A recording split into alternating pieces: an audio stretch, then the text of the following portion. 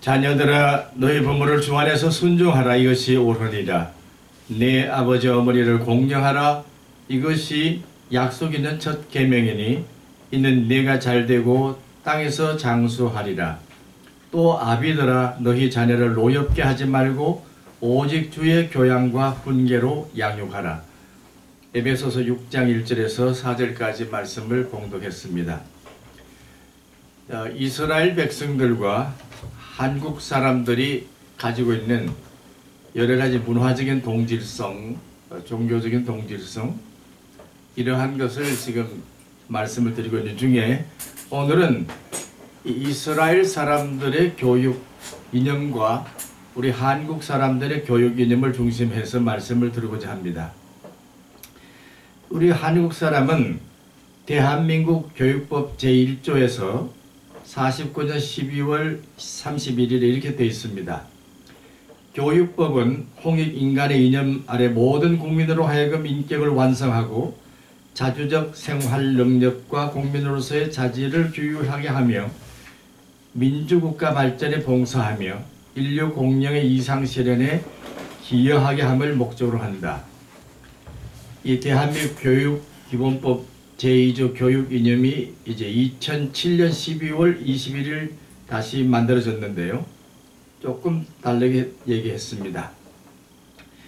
교육은 홍익인간의 이념 아래 모든 국민으로 하여금 인격을 도야하고 자주적 생활 능력과 민주시민으로서 필요한 자질을 갖추게 함으로써 인간다운 삶을 영위하게 하고 민주국가의 발전과 인류 공영 이상을 실현하는 데 이바지하게 함을 목적으로 한다. 이 홍익인간이라고 하는 이 교육 이념을 이상으로 하고 살아온 백성입니다. 이와 같은 생각은 이스라엘 백성들은 주 안에서 부모님을 통해서 한 가정에서 하나님의 뜻을 이루는 그러한 이 교육 이념을 가지고 있습니다. 특히 이제 우리나라와 이스라엘 사람들이 가지고 있는 교육적인 그 입장에 보면은 이 자녀들을 강력하게 훈계하는 이 교육법을 가르쳤습니다. 그래서 자녀들로 하여금 수신제가 치국평천하에 이르기까지 높은 이상을 가질 수 있도록 했는데 양쪽 나라가 다 같은 성격을 가지고 있습니다. 그런 면에서 보면 교육의 목적과 양육의 방법이 비슷하다고 할 수가 있겠습니다. 자녀들의 올바른 행동을 가르치기 위해서는 매가 필요하다, 채찍이 필요하다고 하는 것은 양쪽 나라가 같습니다. 그런 면에서 이 한국과 이스라엘은 교육의 목적이 유사할 뿐만 아니라 자녀 교육에 있어서 사랑의 매가 필요하다는 것을 강조했습니다. 이 한민족과 유대민족이 특별히 중요하게 생각하는 것은 이 더불어 사는 공동체가 발달되었다는 것입니다. 3대가 같이 사는 것입니다. 1973년 한국의 기자가 영국에 가서 아놀드 토인비 역사학자를 만났을 때에 그가 한국 백성들이 가지고 있는 가장 특이한 것은 대가족 제도로서 효를 중심했다 하는 것입니다. 효 사상을 중심한 가정이 미래에 반드시 생각해야 할 문제다 그렇게 얘기했습니다. 맞습니다. 우리가 3대가 함께 살던 데가 얼마나 행복했습니까? 아마 1970년대, 80년대까지만 하더라도 3대가 함께 살았는데 지금은 좀 더 이제 이 단위가 좀 달라졌습니다만 그래도 우리는 3대가 함께 사는 이 가정 공동체가 있다고 하는 사실을 긍정적으로 보아야 할 것입니다. 그리고 이 이스라엘 백성들과 한국 사람들이 참으로 참 놀라운 그 인사법이 있는데요. 이 안녕하십니까? 이런 거 안녕하십니까? 안녕. 그다음 저쪽에는 평화롭습니까? 평화하십니까? 샬롬 이렇게 하는데 샬롬 샬롬 레카 그대에게 평화가 있기를 기원합니다. 안녕하십니까? 똑같은 입장입니다. 참으로 평화를 사랑하는 인사법을 가지고 사는 두 민족이 거의 같은 것을 가지고 있습니다. 그리고 한민족과 유대민족은 흰옷을 매우 사랑했습니다. 흰옷 입기를 좋아했다고 하는 것입니다. 그리고 또 한국 사람들은 이 갓을 썼는데요. 모자를 썼는데 수염을 기르고 이 갓을 썼는데 그들도 지금까지 주로 이제 물론 전통적인 것입니다만은 모자와 이제 수염을 기르는 일이 참 많다고 하는데 이러한 그 습속을 보더라도 특별히 이제 이 교육열이 강하다고 하는 것은 고유한 언어와 문자를 소유했다고 하는 것입니다.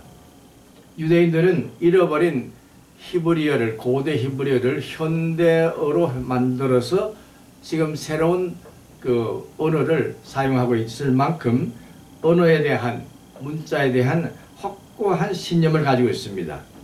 우리도 그런 면에서 보면 이 고유한 언어와 문자를 소유한 백성으로서 동질성을 말할 수가 있고요. 그 다음에 이제 교육을 함으로써 이루어진 것이 뭐냐면은 두 민족은 두뇌가 매우 발달된 민족이라고 하는 사실입니다. 이 헐버트라고 하는 분은 1900년대 초에 미국에 가서 한국 사람은 정말 머리가 총명한 백성이라고 증거를 했습니다. 이와 같은 나라를 독립적으로 해주지 않으면 안 된다 하는 것을 강조했는데 사실 우리는 지금 세계적으로 보면 이 언어와 문자가 얼마나 발달된가 하는 것을 확인할 수가 있습니다. 그리고 양민족은 빨리빨리를 잘하는 그러한 민족입니다. 아주 약삭빠르다, 어떻게 보면 민첩하다 하는 그런 면에서 교육에서 나오는 것이 이렇게 성격이 비슷한 민족으로 가지고 있음을 보십니다. 세계에서 제일 교육열이 높은 나라를 말하라 그러면 두 나라입니다.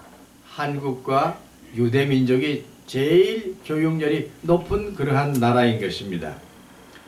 그뿐만 아니라 양쪽의 나라는 근면성이 강하다 이거죠. 일하는 데 있어서 누구보다도 뒤치지 않는 근면성을 지니고 있습니다. 그리고 나라를 지키는 데 있어서 용기와 기지가 발달된 민족으로서 어떤 면에서든지 민족을 지키기 위한 투철한 의지를 가지고 있다고 볼 수 있습니다. 그리고 양쪽 나라는 절기를 잘 지키는 것을 가지고 있습니다. 절기. 외국 사람들이 한국에 와서 이 이동, 그러니까 명절 때의 민족의 대이동을 보고 너무나 놀랍다고 하는데요. 이스라엘 민족과 우리는 똑같이 이와 같이 절기를 아주 잘 지키는 백성이라고 볼 수 있습니다. 이렇게 볼 때에 우리 한국 사람들이 이제 다시 찾아야 할 것은 뭐냐 하면은 교회가 교육 공동체로서 교육 공동체, 다시 말하면은 인간 공동체에 필요한 목적을 달성시킬 주는 교회 공동체로서의 사명을 다 감당해야 할 것입니다. 그런 면에서 우리는 이 부모를 향한 이 효를 통한, 그것이 효가 사실은 대물림도 효의 이 연속이라 볼 수 있는데, 이와 같은 공동체 의식을 우리 교회는 잘 가져서 3대가 함께 예배 드리는 그런 공동체로서 계속 생물학적인 전송을 보내줘야 할 것입니다. 제가 왜 이렇게 이스라엘과 우리 한국 사람을 비교하냐 하면은 이 두 민족이 성배의 민족이기 때문에 그렇습니다. 선후가 없습니다. 이제는 동등한 입장에서 이 세계적인 사역을 감당해야 되는데, 정말 이 두 민족이 서로 공유하고 서로 사랑하고 서로 이해한다면은 참으로 전 세계 평화를 위해서 이바지할 수 있는 놀라운 사역을 감당할 수 있을 것입니다. 그 많은 좋은 머리를 가지고 좋은 과학적인 지식을 가지고 인류를 행복하게 할 수 있는 데 있어서 작은 민족 같지만은 놀라운 기능을 발휘할 수 있을 것입니다. 이제 강대국 중심의 나라는 지나갔습니다. 이제는 무엇이 더 중요하냐? 자기 자신을 깨닫는 작은 민족이지만은 자기가 가지고 있는 역량을 최대한으로 발휘할 수 있는 시대가 왔기 때문에 우리 한국 사람들은 세계적인 노력을 감당할 때에 이스라엘 백성들이 가졌던 이와 같은 놀라운 교육적인 지혜를 동시에 공유함으로써 앞으로도 그와 같은 일을 능히 감당할 수 있어야 할 것입니다. 특히 가정의 달을 맞이한 우리 교회가 이 부모님을 중심한 가정교육을 통해서 참으로 아름다운 가정을 지켜나갈 수 있는 모든 일들이 그대로 진행될 수 있기를 축원하는 바입니다. 이제 오늘 읽어드린 이 말씀대로 부모를 주 안에서 순종하라 그랬습니다. 주 안에서 순종하라 그랬어요.